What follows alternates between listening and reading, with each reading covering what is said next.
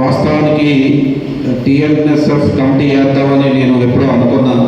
కానీ ఎక్కడికి వెళ్ళినా బతిమాలుకోవాల్సి వస్తుంది. రారా బాబు రారా కమిటీ వేద్దాం, మనం కూడా ఫామ్ ఎస్ఎఫ్ఐ ఏఎస్ఎఫ్ లాగా మనం కూడా కలిసి కమిటీ వేసుకొని బయట పోరాటాలు చేద్దామని అడగాల్సిన పరిస్థితులు వచ్చినాయి. సరే, నేను కూడా సంవత్సరం 2 సంవత్సరాలు 3 సంవత్సరాలు చూసా.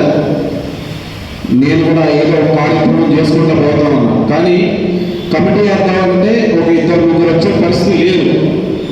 అంటే నేనైతే full time half time party కేటాయిస్తున్న టైం కాబట్టి కమిటీ వేసుకోవడానికి ఇబ్బందికర పరిస్థితులు వచ్చినాయి. దానివల్ల కమిటీ వేయలేకపోయాను. రాబోయే రోజుల్లో మాత్రం తెలుగుదేశం పార్టీ మెయిన్ బాడీ కంటే టీఎన్ఎస్ఎఫ్ పూర్తిగా కంటాబలంగా చెప్తున్నా, మెయిన్ బాడీతో పాటు పోటీ పడి టీఎన్ఎస్ఎఫ్ పోరాడుతుందని చెప్పి ఈ సందర్భంగా తెలియజేస్తా ఉన్నా. అదేవిధంగా ఆనాడున్న పరిస్థితుల్లో, ఉమ్మడి ఆంధ్రప్రదేశ్లో ఉన్న పరిస్థితుల్లో అసలు సాఫ్ట్వేర్ అంటే ఏంటి, ఐటీ అంటే ఏంటి తెలియని రోజుల్లోనే నారా చంద్రబాబు నాయుడు గారు ఐటీని ప్రవేశపెట్టారు. అసలు సైబరాబాద్ సృష్టికర్తే నారా చంద్రబాబు నాయుడు గారు. ఈరోజు ఎవరో వాడొచ్చి వీళ్ళొచ్చి నేను సాఫ్ట్వేర్ డెవలప్ చేసిన, నేను ఐటీని డెవలప్ చేసిన అని చెప్పుకుంటున్నారు తప్ప ఆనాడు ముఖ్యమంత్రి నారా చంద్రబాబు నాయుడు గారు వేసిన పునాదే ఈరోజు వృక్షాలుగా మారిపోయినాయి. హైటెక్ సిటీ అయినా, సైబరాబాద్ అయినా, ఇలా సాఫ్ట్వేర్ కంపెనీలు ప్రపంచ దేశాల నుంచి వస్తూ ఉన్నాయంటే కేవలం నారా చంద్రబాబు నాయుడు గారు పుణ్యమే అని చెప్పి కంఠపరంగా చెప్పుకోవాల్సిన పరిస్థితులు ఉన్నాయి. అదేవిధంగా బీసీ, ఎస్సీ, ఎస్టీ సంక్షేమ హాస్టల్ కూడా ఆనాడు పేద పడుగు బలహీన వర్గాల పిల్లల్ని ఆలోచించుకొని ఈ యొక్క సంక్షేమ హాస్టల్ని పెట్టడం జరిగింది. అదేవిధంగా రాబోయే రోజుల్లో మనం అందరం కమిటీ వేసుకొని 6 ఎజెండాలతో ముందుకు పోవాలని మేమందరం కూడా ముందుకు వచ్చాం.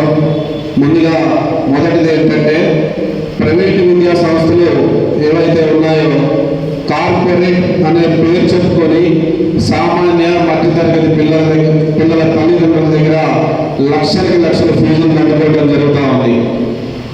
ఐఐటి అంటాడు, ట్రిపుల్ అంటాడు, నీట్ అంటాడు. వాళ్ళు ₹1,00,000 ఫీజు కట్టుకున్నాడు కూడా ఫస్ట్ ర్యాంక్ అంటాడు. ఫస్ట్ ర్యాంక్ వచ్చేది లేదు, సచ్చేది లేదు. అయినా కానీ వాడి దగ్గర 1,00,000, 2,00,000, 3,00,000 ఫీజు కట్టుకోవడం జరుగుతుంది.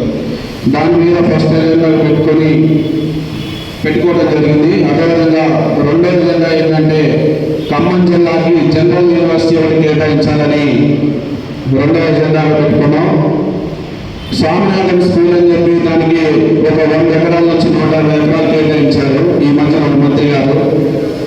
అంటే ప్రభుత్వ బీసీ, ఎస్సీ, ఎస్టీ పిల్లలకి ఒక జనరల్ యూనివర్సిటీ కేటాయించడానికి స్థలాలు లేవు. కానీ ఈ స్వామినాథన్ స్కూల్ అని చెప్పి వీళ్ళకి ఏవైతే కమిషన్లు వస్తాయో వారికి మాత్రమే ఈ స్థలాలు కేటాయిస్తున్నారనడానికి అతిశయోక్తి లేదు.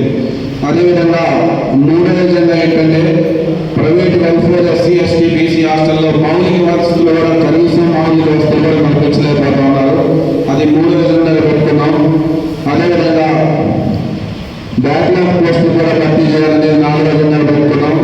విద్యారంగానికి అధిక నిధులు కేటాయించాలని, విద్యార్థులకి కృషి చేయాలని ఇది 5వ ఎజెండాగా పెట్టుకున్నాం. ఇవాళ దురదృష్టకరం ఏంటంటే, కనీసం తెలంగాణలో విద్యాశాఖకి ఒక మంత్రిని కూడా కేటాయించలేని పరిస్థితిలో ఈ ప్రభుత్వం ఉందని చెప్పి చెప్తా ఉన్నాం.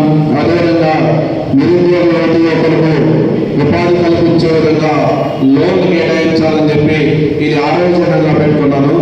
రాబోయే రోజుల్లో ఈ రోజు వచ్చిన సోదరులందరూ కూడా నా వెనుక ఉండి మనం ముందుకు తీసుకెళ్లాలని చెప్పి తెలియజేస్తూ నాకు ఈ అవకాశం ఇచ్చిన పెద్దలందరికీ కూడా నమస్కారాలు తెలియజేస్తాను.